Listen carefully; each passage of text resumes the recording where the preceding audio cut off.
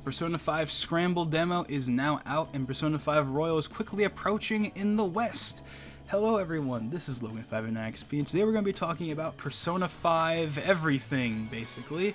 We're going to talk about Persona 5 Scramble, my general thoughts on the demo, and just the kind of the game in general, because it looks pretty awesome, and I want to talk about it. And as well as Persona 5 Royal, a game that originally was actually far more hype than Royal, but recently people have just kind of been like, yeah, Royal's coming out. And that's basically, like, no one's really hyped for it anymore. It's just kind of like, it's coming out. People are ready. People are going to buy it. People have already pre-ordered it. I'm going to buy it. I'm going to get it day one. But people aren't really hyped for it anymore because of Scramble. And then we'll go ahead and talk about some recent news about Royal that's got some people up in arms. I really don't care about the change either way. It's just kind of whatever. But we'll talk about that at the end. So let's talk about Scramble first. So Persona 5 Scramble, I will most likely be putting footage of the demo in the background, probably the Switch version, just because. But I have played the game on both my PS4 Pro and the Switch, and the Switch version actually does hold up pretty well to the PS4 version. It's lower resolution and lower frame rate, but otherwise it's exactly the same. Like, the graphics are very, very similar. And performance, even at 30 FPS, is mostly pretty smooth. So, if you play the game is 720p, but the UI and the HUD and the artwork and all that stuff is 1080. So, if you're playing the game on a 1080p screen on the Switch, it'll look just fine. If you're playing on a 4K screen, it might be a little dicey. But regardless, the Switch version, I think, definitely is going to be a good version of the game and a solid choice for anyone out there that has a Switch. So, if you are worried about how the game was going to run on Switch, don't worry. It runs and looks just fine. And if you don't believe me, you can go and download the demo for yourselves. It's only on the Japanese eShop, however, so you're going to have to make a Japanese Nintendo account or a Japanese PSN account if you want to play the PS4 demo. And of course, if you want to figure out how to do that, you can go look up, tutorials and whatnot. But anyway, so what's my thought on the demo? So of course, I couldn't read anything. So because the first half of the demo is just you sitting in the attic with with the Phantom Thieves, right, with your team, and there's a lot of talking and I can't read any of it, so it kind of doesn't matter. But the main reason why I'm gonna bring it up is because this right here is exactly why Persona 5 Scramble has become as hype as it is, because this game is not just a Persona Warriors game. It is most certainly not that. It is a true Persona 5 game that just happens to have action combat. And it takes place after the original. That's another reason why people are excited for it, is because it takes place 6 months after Persona 5. Yes, base Persona 5, not Persona 5 Royal, which is actually really interesting, but we'll talk about that when we talk about Royal. But yeah, so the game, okay, let's just talk about the game first before we get into the other stuff. So the demo is really fun. Even if you can't, now thankfully, even if you can't read any of the dialogue when they're talking about, when there's dialogue on the screen, but when you are just playing the game, it's totally playable in Japanese. And all of the Persona 5 core elements are there. We got all out attacks. We have you can I don't think Joker can use any, but I know with Makoto you can use the bike and stuff like that to drive around. You can also do different combos. Of course, it's a tradition of the warrior style game. You can also use the sneak attack on the light poles and whatnot, and it's really fun to play. And it has there's you can also use your Persona attacks the same way you would in regular Persona 5, and it'll take up SP. You have an HP and an SP meter still, even in the Warriors sections. It's like all of the core elements of Persona 5 are there in the Warriors combat. So that's really cool, and it makes the Warriors combat even better. But the main thing about Scramble that makes it so interesting is the fact that this is not just Warriors with a Persona 5 skin. No, this is an actual Persona 5 sequel that has Warriors gameplay, because there is actually a real story, not just a whatever, here's a story, okay, now let's get to the gameplay. There's an actual real story. Now, it's not as long as actual Persona 5, but it's a pretty good size. From what we've heard, the game is 45-50 hours of story. So that's pretty good right there for a pseudo sequel or whatever. But yeah, it's really interesting. Like this game, like what's funny is that at first this game was gonna literally just be Persona Warriors. Like it was actually just going to be Persona Warriors. But then Atlas decided to beef up the story a lot, and they decided eventually, you know what? Let's just make this Persona 5 too. And they did. And it looks pretty awesome. So there's going to be actual, real story. You're going to actually be able to walk around the environment. You'll be able to talk to people. Like, it's Persona 5. It's literally Persona 5, but instead of the turn-based combat, it's Warriors combat instead. It's like the only difference. It's the same game otherwise, basically. At least that's how it seems like. I'm sure there's going to be more of an emphasis on the Warriors combat than, say, the turn-based combat was in the original game, because it is a Warriors game technically still. But like, but a lot of it is going to actually be story and walking around the, you know, like the walking around town and talking to people, like the stuff you would see in Persona 5. So yeah, that's pretty awesome. The new character Sophie is already becoming like a fan favorite because she's like the Aegis of Persona 5 basically, or as some people would put it, the toaster waifu. I don't really understand where the toaster part comes from. I'm guessing that's like a thing from Persona 3 that I just don't get, like the Door-kun thing. Like I don't really understand what that is either. The whole like how people call like the Persona 3 protagonist Door-kun, where they talk about him going in the door. I don't really get that either, but I think it has something to do with how the game ends. Like I don't know. But but whatever. It doesn't matter. That's not. We're not here to talk about that. We're here to talk about Scramble, darn it. So yeah, I really don't have that much to say other than the game looks really good. It's got all the core traits of Persona 5 that people love. It's got new outfits for all of the characters, which is something that they didn't need to do, but it's cool that they did. I assume the game takes place during the summer because that's what it looks like. Actually, yeah, no, because they go on summer vacation. Yeah, because the game starts with, you know, Joker coming back from his parents or from his original town, which of course is where, like, you know, at the end of Persona 5, he goes back to like his parents or his hometown. And then at the beginning of Scramble, you see him coming back to, you know, and going to Cafe LeBlanc, and you know the whole crew is there, and they're all really happy to see him, and they all are like in different clothes because it's like the summer. And then they go like on a summer vacation together. So yeah, the game takes place during the summer, which would make sense, I guess, because because the original Persona 5, at least, like, and remember, this takes place after Persona 5, not Persona 5 Royal, just regular Persona 5. It takes place 6 months after, and original Persona 5 ended in March. So March, April, May, is like September? Does September count? Like, won't it be like September? By the time it's like 6 months, like September or October. I don't know if I'd really count that as summer, but whatever. It doesn't have to be so strict on the nose, I guess. It doesn't really matter. But or maybe like 6 months after means like 6 months after you beat Yaldabaoth, and it doesn't count like the 3 months in between you still being around and you actually leaving. I don't know, because that would actually make more sense, because obviously March, April, May, June, then it'd be like July when the game starts, and that's obviously firmly in summer, so whatever, it doesn't matter. It doesn't matter when the game takes place, really.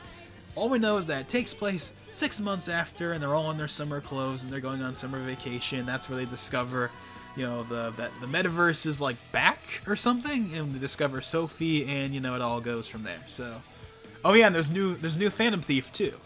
And for the first time since, I believe, like Persona 2 or something, of course, I don't know much about the first 2 Persona games, because most people don't, because they're like kind of completely different than the games that come after.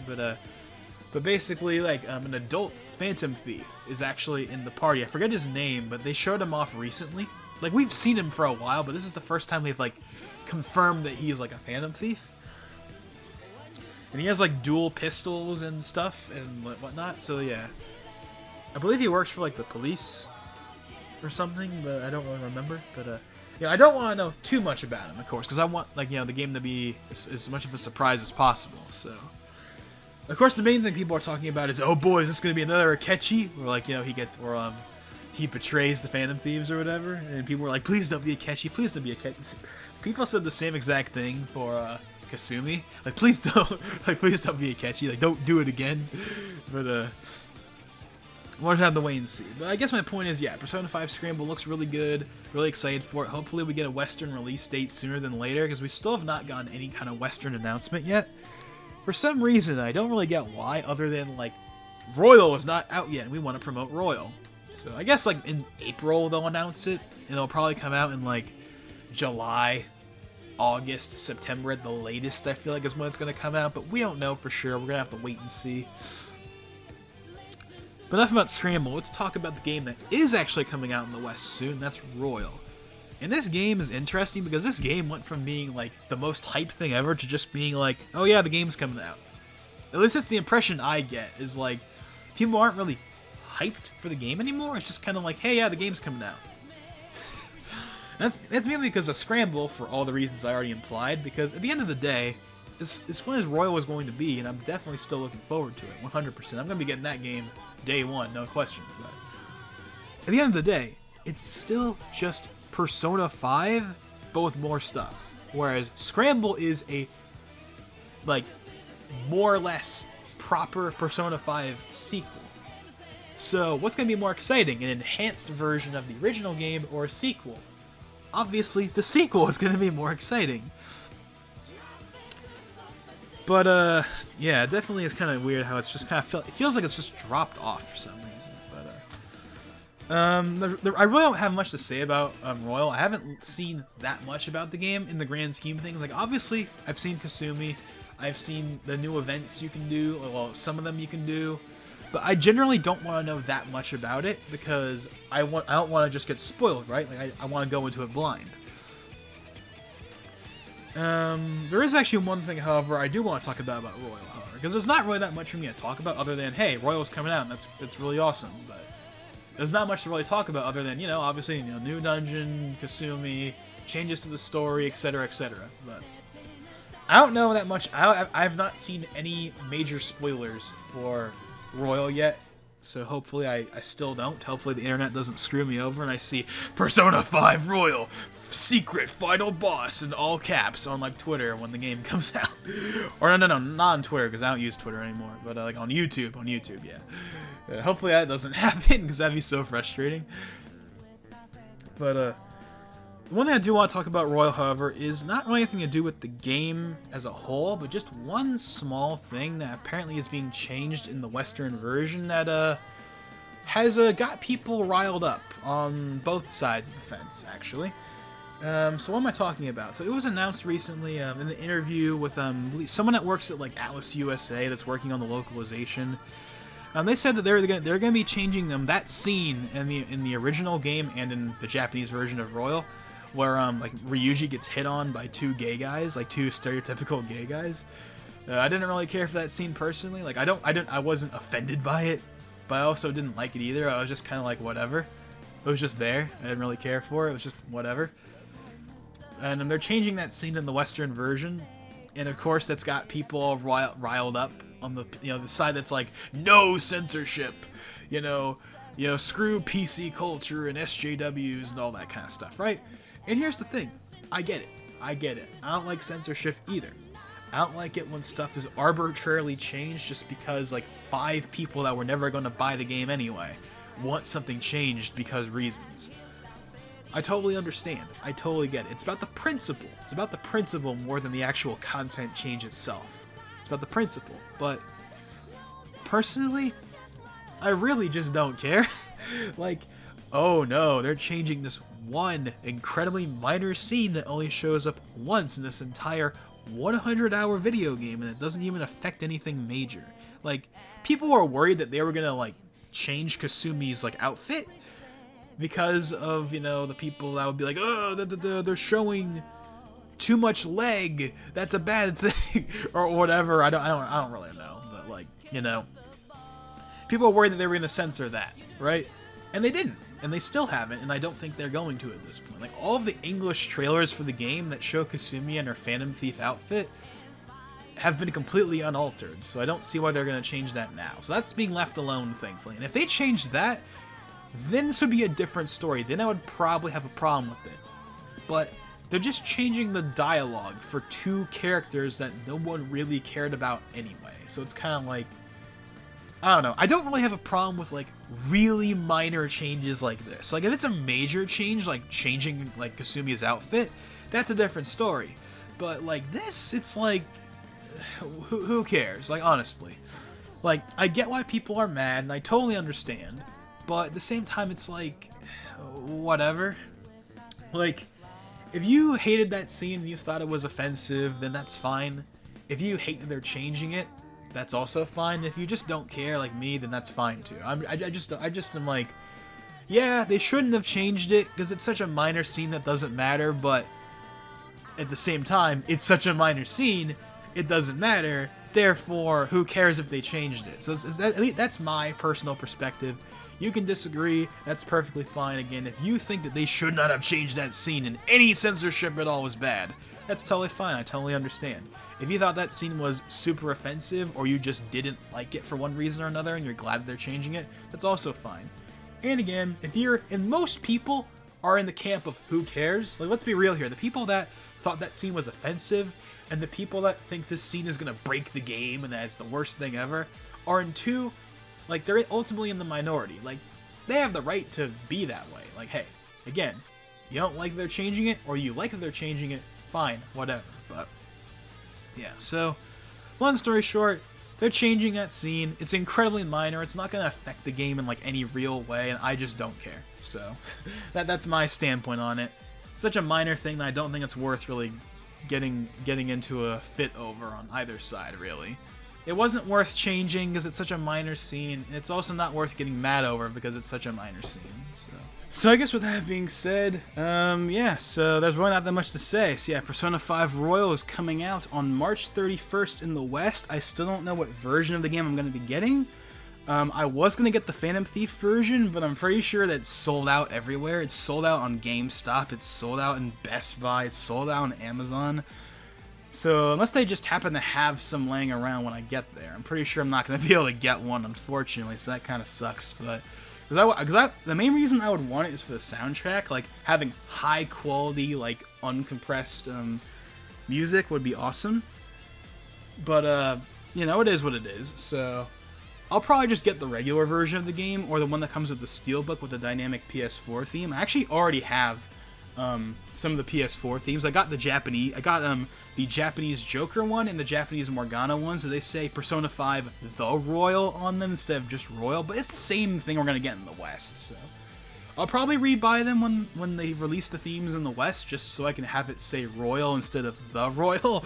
But yeah, I actually do have a couple of the Japanese themes, although unfortunately I can't use the Japanese Royal Morgana icon because PlayStation has it so you can use Japanese themes on your American account, but you can't use like Japanese icons on your American account, and vice versa. I couldn't use an American icon that I bought, like an icon I bought like on the US store on my Japanese account, and vice versa. So you get the point. So anyways, what do you guys think about Persona 5 Royal and Scramble? Do you guys give a darn about that small change they're making? So yeah, just in general, like, yeah, what's your thoughts on all this Persona 5 stuff? So hope you guys enjoyed the video.